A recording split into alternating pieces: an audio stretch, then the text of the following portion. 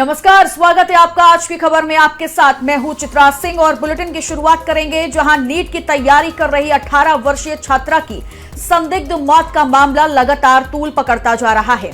Postmortem report में कहा गया कि यौन हिंसा की आशंका से इंकार नहीं किया जा सकता। अब ऐसे में इस घटना को लेकर आम लोगों में गुस्सा बढ़ गया है। इसी कड़ी में कांग्रेस पार्टी का जोरदार प्रदर्शन देखने को मिल रहा है और लोग न्याय की गुहार भी लगा रहे हैं। तो इस पूरा का पूरा मामला जो है वो लगातार देखिए बढ़ता जा रहा है। ऐसे में कांग्रेस पार्टी भी अब सड़कों पर उतरकर लगातार प्रदेश सरकार के खिलाफ नारेबाजी कर रही है।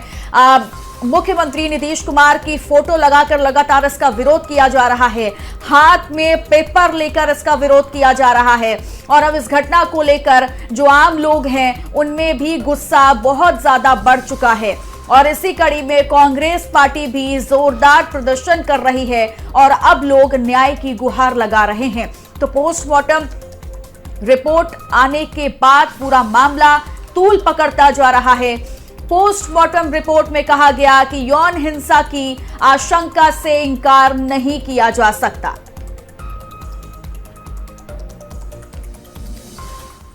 जो है अब राजनीति रूप ले चुका है और ऐसे में हम आपको तस्वीर दिखा रहे हैं पटना के आयकर गोलंबर की, जहां पर कांग्रेस के तमाम वरिष्ठ नेता जो है प्रोटेस्ट कर रहे हैं। आप देख सकते हैं कि कांग्रेस की पूरी तरह से टीम यहां पर मौजूद है। जो बिहार कांग्रेस के प्रदेश अध्यक्ष है राजेश राम के साथ कृष्णा अलवारू जो बिहार प्रभारी है के साथ तमाम सैकड़ों कार्यकर्ता और नेता जो है यहाँ पर आयकर गोलंबर पर प्रोटेस्ट करते हुए नजर आ रहे हैं। हम आपको तस्वीर में दिखा रहे हैं कि जबरदस्त प्रोटेस्ट हो रहा है सरकार के खिलाफ। जो है हल्ला बोल जो है साफ तौर पर जो नेताओं के द्वारा किया जा रहा है, ये बंद होना चाहिए। एफआईआर तुरंत दर्ज होना चाहिए, कार्रवाई होनी चाहिए और न्याय मिलना चाहिए। एसआईटी पहले भी हुए हैं, दोबारा होते हैं। एसआईटी जिम्मेदारी और न्याय दिलाने से बचने का तरीका बन गया बिहार में। जब तक पुरानी एसआईटीओ में न्याय नहीं मिलेगी, इस एसआईटी पे किसी को विश्वास नहीं है। अभी तक न्याय नहीं मिलने का कारण एक ही है, प्रशासन और पुलिस गैंगस्टर और माफिया के लिए खड़े हैं। जिस तरह से आप तस्वीर में देख सकते हैं कि न्याय की मांग को लेकर जो कांग्रेस है अब सड़क पर उतर गई है और जो एसआईटी का गठन किया गया है उसको लेकर उन्होंने साफ तौर पर कह रहे हैं कि 24 घंटा के अंदर जो है न्याय मिलना चाहिए, नहीं तो और आंदोलन तीव्र होगा। पटना से आज की खबर के लिए अब कैमरा पर्सन अमित कुमार के साथ अमित वर्मा। एसआईटी गठित कर लीपा पोती की है। हम सरकार से मांग करते हैं कि आप पीड़िता के परिवार को 24 घंटे के अंदर यदि आप एसआईटी गठित किए हैं तो वो सभी को गिरफ्तार करो और बच्ची को न्याय दो। और अमित वर्मा जुड़ गए हैं तमाम जानकारी के साथ, हमारे सहयोगी। अमित, अभी क्या अपडेट है? कांग्रेस किस तरीके से प्रदर्शन कर रही है, इसको लेकर क्या अपडेट और आम लोगों में कितनी ज्यादा नाराजगी है इस पूरे मामले को लेकर?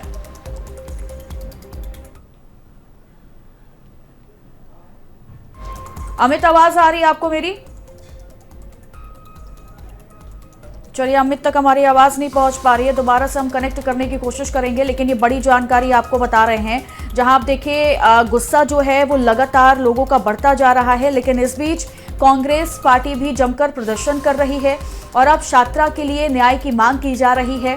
पोस्टमार्टम रिपोर्ट जैसे ही सामने आई उसके बाद बवाल जो है वो नहीं थम रहा है और ये पूरा का पूरा मामला लगातार तूल पकड़ता जा रहा है, क्योंकि पोस्टमार्टम रिपोर्ट में कहा गया कि यौन हिंसा की आशंका से इंकार नहीं किया जा सकता और इसके बाद से ही आम लोगों में भारी नाराजगी है, गुस्सा है और अब सड़क पर आम लोग तो बने हुए हैं लेकिन कांग्रेस भी जमकर प्रदर्शन कर रही है।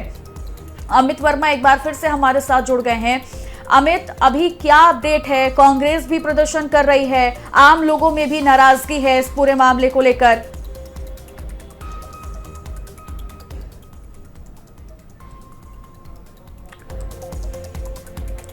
तो अमित से हमारा संपर्क नहीं हो पा रहा है और ये तस्वीरें भी आपको हम एक बार फिर से दिखा देते हैं।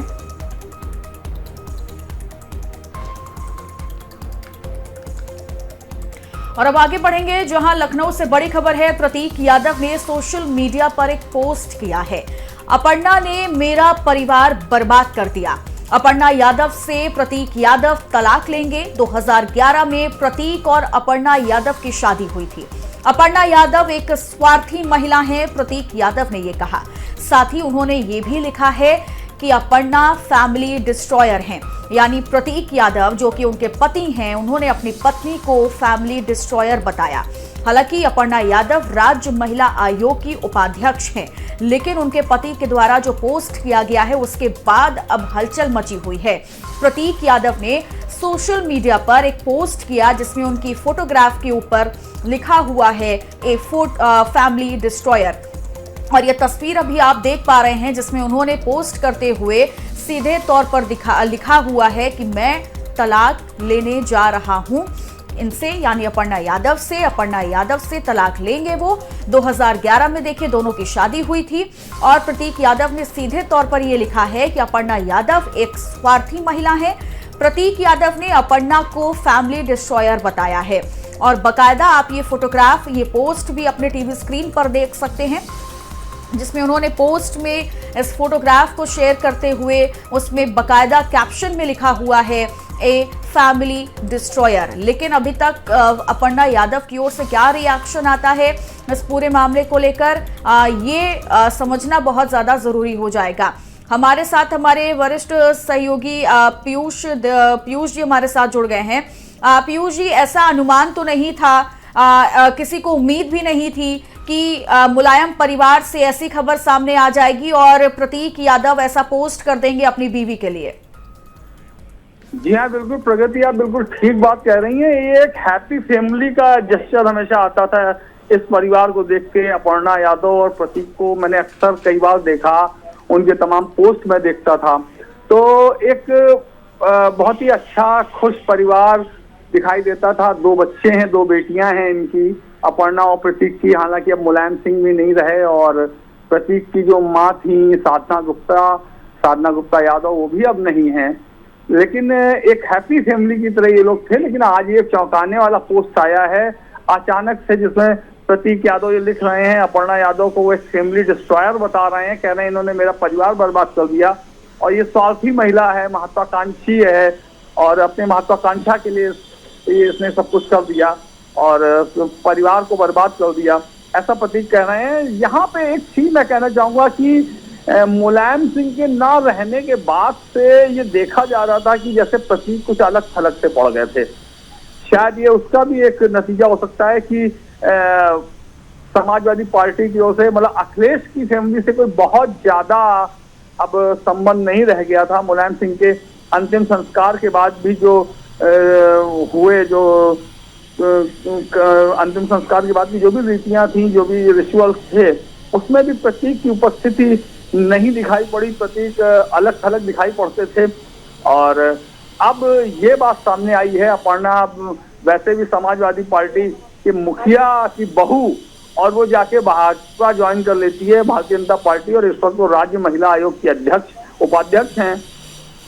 लेकिन प्रतीक बिल्कुल वैसे भी लाइमलाइट से थोड़ा दूर रहते हैं। वो अपना जिम और ये सारी चीजें करते रहते हैं, जिम उनका है, और तमाम जो अपने निजी हो उसमें लगे रहते हैं। उनका राजनीतिक जीवन तो बिल्कुल अलग है।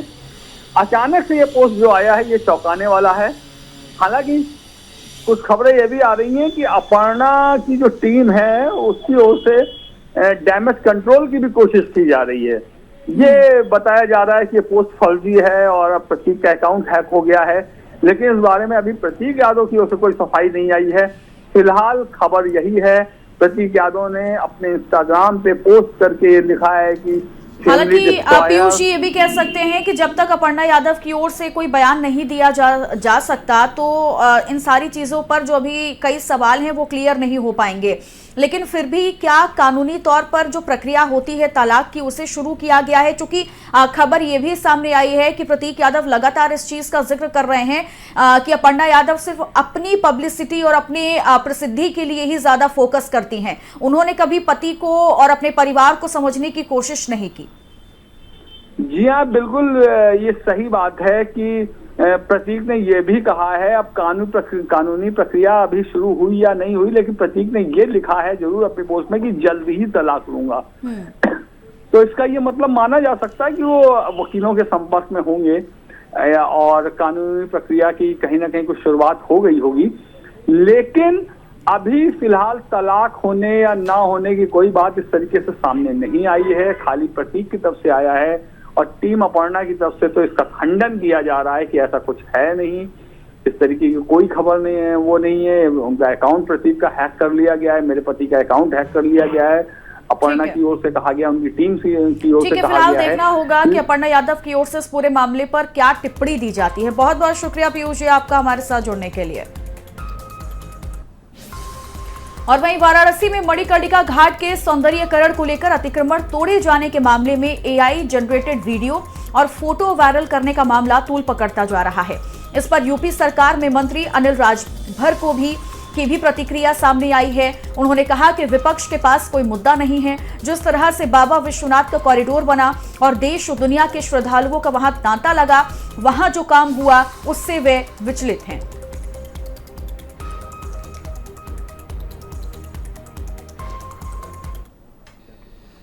देखिए, एक तो विपक्षियों के पास कोई मुद्दा नहीं है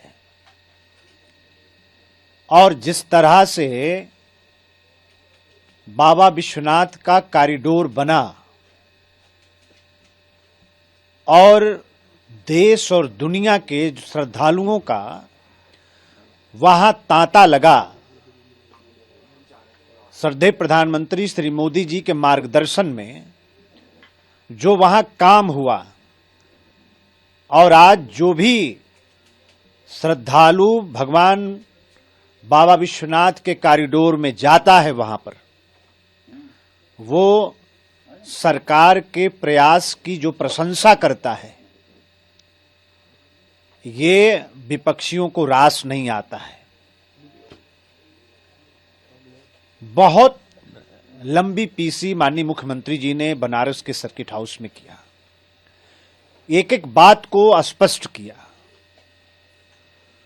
मौके पर भी माननीय मुख्यमंत्री जी गए, हम भी साथ थे, हम लोग बनारस के रहने वाले हैं और महाश्मशान मणिकर्णिका का भी जो वहां उसको विकसित और व्यवस्थित करने का काम जो सरकार कर रही है,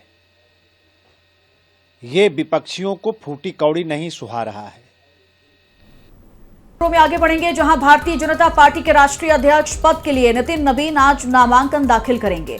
राष्ट्रीय अध्यक्ष के चुनाव की इस प्रक्रिया में हिस्सा भाग होने के लिए बीजेपी के सभी मुख्यमंत्री, पार्टी के राज्य इकाइयों के प्रमुख और अन्य प्रमुख नेता पार्टी मुख्यालय में एकत्रित हो रहे हैं। नितिन नवीन के पार्टी के 12वें राष्ट्रीय अध्यक्ष के रूप में निर्विरोध चुने जाने की संभावना है, क्योंकि प्रधानमंत्री नरेंद्र मोदी और गृह मंत्री अमित शाह के साथ पार्टी नेतृत्व इस पद के लिए उनकी उम्मीदवारी का समर्थन कर रहा है।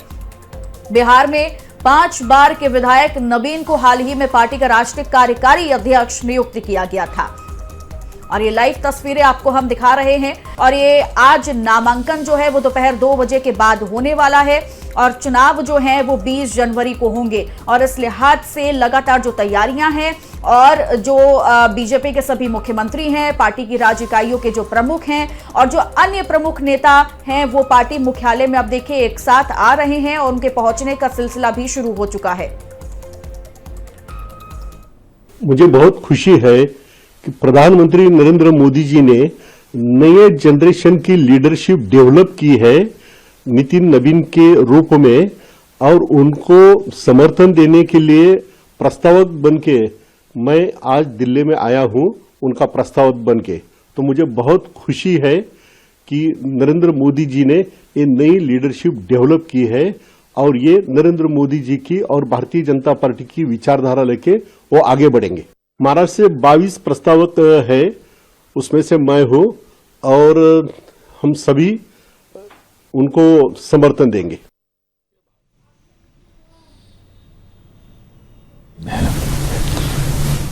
भारतीय जनता पार्टी लोकतांत्रिक पार्टी है। तो हम लोग को नया राष्ट्रीय अध्यक्ष मिलने वाले हैं। आज नामांकन है और कल हम लोग नए अध्यक्ष का स्वागत करेंगे। बड़ा दिन होगा भारतीय जनता पार्टी के एक एक कार्यकर्ताओं के लिए। अब हम लोग कल से अपने नए राष्ट्रीय अध्यक्ष के नेतृत्व में काम करने वाले हैं। बिहार के सभी कार्यकर्ता और नौजवान विशेषकर उत्साहित है कि आदरणीय नितिन नवीन जी को राष्ट्रीय कार्यकारी अध्यक्ष बनाया गया। देखिए, बिहार के लिए एक खुशी का विषय है और भारतीय जनता पार्टी के लिए भी एक ऐतिहासिक दिन है कि सबसे युवा राष्ट्रीय अध्यक्ष के तौर पर आज नॉमिनेशन नितिन नवीन जी करेंगे और कल हमें नए राष्ट्रीय अध्यक्ष के तौर पर नितिन नवीन जी हम लोगों को मिल जाएंगे और पूरे देश में संगठन का अनुभव जो उनका है, सरकार में उन्होंने काम किया है और कई राज्यों के प्रभारी के तौर पर युवा मोर्चा में काम किया है, तो सभी का अनुभव का लाभ भारतीय जनता पार्टी को मिलेगा और भारतीय जनता पार्टी और मजबूती के साथ नड्डा जी के नेतृत्व में लगातार काम हो रहा है और उनके नेतृत्व में और मजबूती के साथ खड़ा होगा। जिस तरह से नए अध्यक्ष के चयन की प्रक्रिया पूरी पारदर्शिता के साथ युवा भारत के युवा राष्ट्रीय अध्यक्ष बनाने का, जमीन पर काम करने वाले शून्य से शिखर तक पहुंचने का एक संदेश पूरे देश को, पूरी पार्टी को जा रही है और खासकर बिहार के लोग गौरवान्वित हैं कि पहली बार बिहार से हमारे राष्ट्रीय अध्यक्ष बन रहे हैं और हर युवा उत्साहित है। निश्चित तौर पर इसका संदेश दूरगामी होगा और राष्ट्रीय अध्यक्ष हमारे माननीय नितिन नवीन जी को हमारी ढेर सारी शुभकामनाएं और उज्जवल भविष्य के लिए, क्योंकि हर युवाओं के प्रेरणा का ये स्रोत बने और प्रधानमंत्री केंद्रीय नेतृत्व का हृदय से आभार। फिल्म गोदान के निर्माता व निर्देशक विनोद चौधरी आज रामनगरी अयोध्या पहुंचे, जहां उन्होंने राम जन्मभूमि तीर्थ क्षेत्र ट्रस्ट के अध्यक्ष व महंत नृत्य गोपाल दास महाराज से छावनी में भेंट कर फिल्म का पोस्टर भेंट किया और फिल्म की सफलता के लिए आशीर्वाद लिया। फिल्म गोदान भारतीय संस्कृति के शाश्वत मूल्यों और आधुनिक जीवन शैली के बीच के द्वंद्व और समन्वय को प्रभावशाली ढंग से प्रस्तुत करती है। निर्माताओं ने बताया कि फिल्म से होने वाली आय दीनदयाल कामधेनु गौशाला समिति को समर्पित की गई। लगभग 2 घंटे की ये फिल्म गाय के महत्व और उपयोगिता पर आधारित है, जिसकी शूटिंग देश के विभिन्न प्रांतों में की गई है। फिल्म गोदान 6 फरवरी से देश भर के सिनेमाघरों में प्रदर्शित होने जा रही है। भगवान की कृपा है और जब भगवान विग्रह में पधारे थे तब भी यहाँ आने का उनका आदेश प्राप्त हुआ।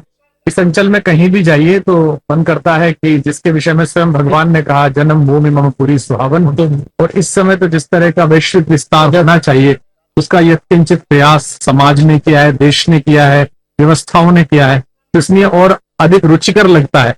जो पहले एक मन में ग्लानि होती थी, दुख होता था कि जहां त्रैलोक्य के अधिपति ने अपने स्वयं को शरीर के रूप में स्थापित किया, धारण किया, और जहां से विलोपित हुए अपनी ही सृष्टि में, वहां ठीक से व्यवस्था नहीं थी।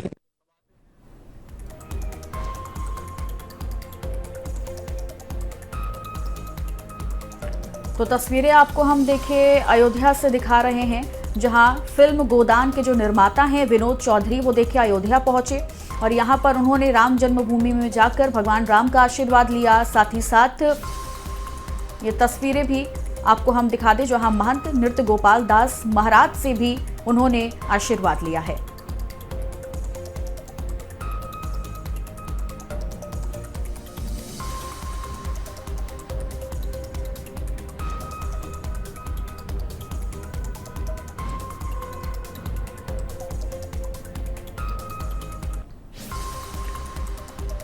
तो बड़ी तस्वीर आपको हम दिखा रहे हैं। फिल्म गोदान के निर्माता विनोद चौधरी अयोध्या पहुंचे हुए हैं और ये फिल्म भारतीय संस्कृति के शाश्वत मूल्यों और आधुनिक जीवन शैली के बीच के द्वंद्व और समन्वय को प्रभावशाली ढंग से दिखाती है।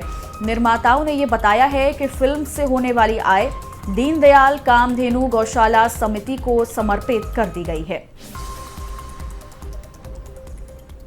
और इन्हीं खबरों के साथ इस बुलेटिन में इतना ही। आप देखते रहिए आज की खबर। नमस्कार।